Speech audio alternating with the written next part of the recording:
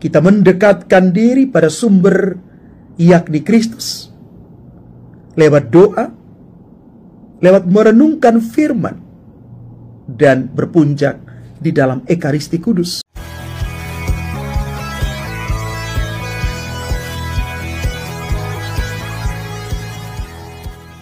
Salam Bapak Ibu, Saudara dan Saudari, sahabat-sahabat garam dunia yang terkasih. Melalui Elisa, bangsa di luar Israel itu mengenal bahwa Allahnya adalah Tuhan satu-satunya. Naaman yang disembuhkan pun boleh mengakui Allah sebagai Tuhan di seluruh muka bumi ini. Kisah di dalam bacaan pertama ini sungguh-sungguh kembali menggelorakan hidup iman kita, bahwa sejatinya kita sungguh-sungguh bergantung kepada Allah. Tuhan yang kita sembah dalam roh dan kebenaran itu adalah Allah yang hidup. Dan Injil Lukas membantu kita untuk merenungkan lebih dalam perkataan Yesus tentang tidak adanya nabi yang dihargai di tempat asalnya seperti Elia dan Elisa, termasuk dirinya membuat bangsa Israel hendak membunuh dia. Padahal yang Yesus katakan itu adalah kebenaran. Bapak Ibu Saudara-saudari terkasih, jabatan dan nama besar itu seringkali membuat manusia menganggap dirinya lebih hebat daripada yang lain, bahkan mau bersaing dengan Tuhan.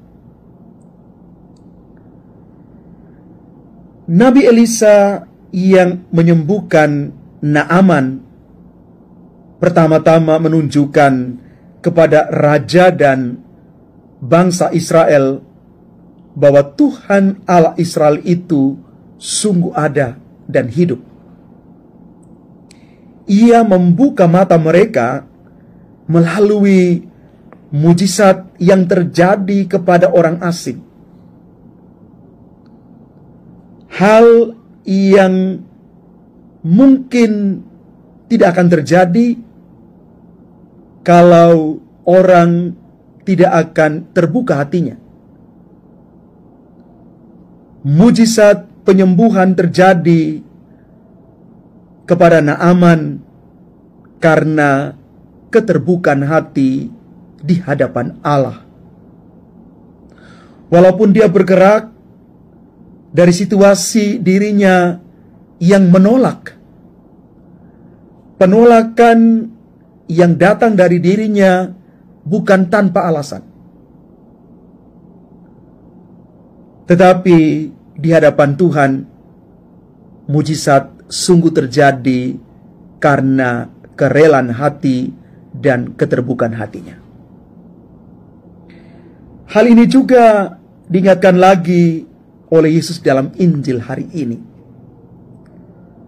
Banyak orang Israel yang tidak menyadari kehadirannya karena mereka terjebak oleh pemahaman mereka yang sempit.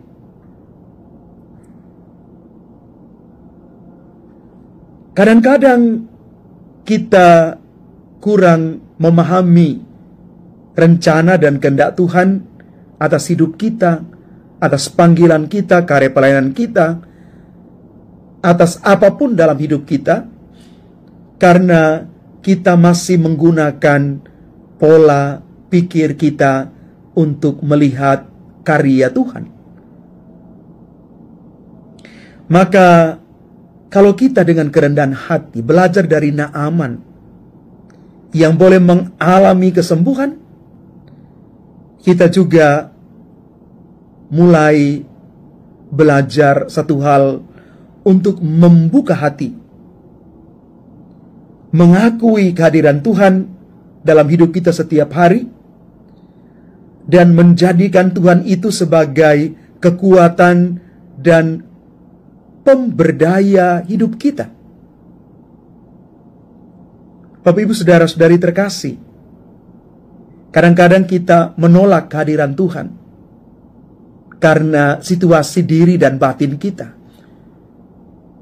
yang ketika berhadapan dengan pergumulan hidup yang berat, kita merasa bahwa Tuhan meninggalkan kita. Padahal sebenarnya tidak sama sekali. Tuhan ada di sini. Dia ada di dalam hidup kita, dan Dia menjadi bagian dari seluruh hidup kita. Maka kalau kita mau mengalami perubahan, pemulihan, penyembuhan, tugas kita cuma satu: dekatkan diri pada sumber utama, yakni Tuhan sendiri. Dekatkan diri pada Yesus, Sang Tabib Ilahi itu, yang akan memberikan kekuatan, pemulihan, penyembuhan untuk siapa saja.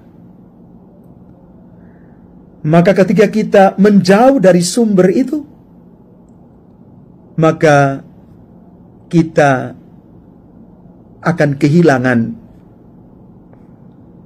pancaran daya ilahi yang Tuhan berikan kepada kita. Maka mari kita mendekatkan diri pada sumber, yakni Kristus, lewat doa, lewat merenungkan firman, dan berpuncak di dalam Ekaristi Kudus. Di sanalah kita sementara berada pada sumber yang benar, sumber ilahi dalam diri Kristus yang meneguhkan, menyempurnakan, dan memulihkan kita. Tuhan memberkati kita sekalian. Amin.